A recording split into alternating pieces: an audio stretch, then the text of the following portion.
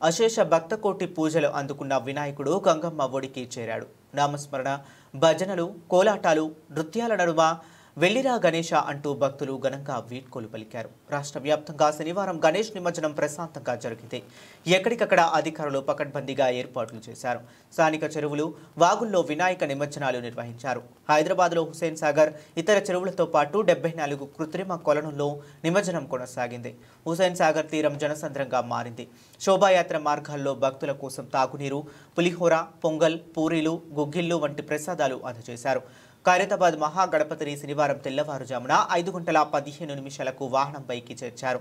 7:41 శోభాయాత్ర ప్రారంభమవగా మధ్యాహ్నం 1:45 నిమజ్జనం పూర్తయింది.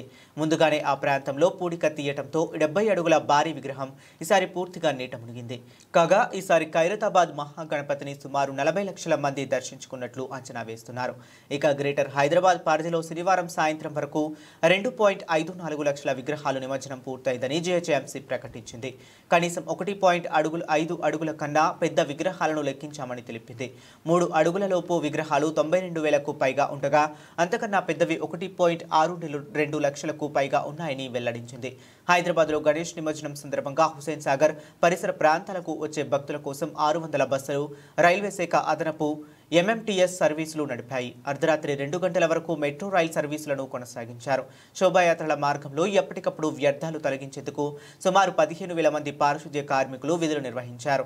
సుమారు 30,000 మంది పోలీసులతో బందోబస్తు నిర్వహించారు. కాగా రాష్ట్ర వ్యాప్తంగా గణేష్ నిమజ్జనం ప్రశాంతంగా జరిగిందని డీజీపీ జితేందర్ తెలిపారు.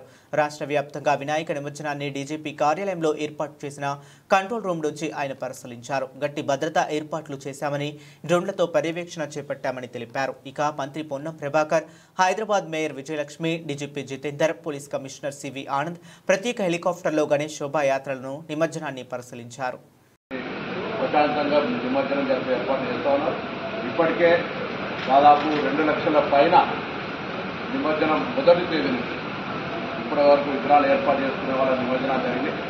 అన్ని కూడా ఇవాళ గతంలో ఒక్కొక్కసారి 2-3 రోజులు పట్టేది ఉండేది. 2 గంటలు, 48 గంటలు కంటిన్యూ ప్రాసెస్ చేసేవాళ్ళు. బట్ కట్ ఆఫ్ డేట్ ఇవాళ 12 అయిపోయి రేపు పొద్దున మళ్ళా జనజీవన ప్రవర్తన యథావిధిగా నడవాలనేది అంటే పర్వాలేదు ఈసారి. కానీ లేకపోతే యథావిధిగా పోయిన సంవత్సరం వెరీ నెక్స్ట్ డే ఆఫీస్ కార్యక్రమాలు కూడా సెక్రటరేట్ లాంటివి మళ్ళీ నడవాలి అనేటువంటి విధంగా నిర్దేశించడం జరిగింది. ఇప్పుడు కూడా అదేమైనటువంటి విషయంగా వెంటనే ఆ యొక్క ట్యాంక్ బండ్లో ఉన్నది క్లియరెన్స్ చేయడం కావచ్చు, మళ్ళీ విగ్రహాలు ఏర్పాటు చేసే అంశం కావచ్చు, అన్ని రకాల ఏర్పాట్ల వల్ల డిస్ట్రిక్ట్ అంతా అడ్మినిస్ట్రేషన్ అంతా కూడా స్టేట్ లెవెల్లో గౌరవ చీఫ్ మినిస్టర్ గారి పర్యవేక్షణలో సజావుగా కొనసాగింది.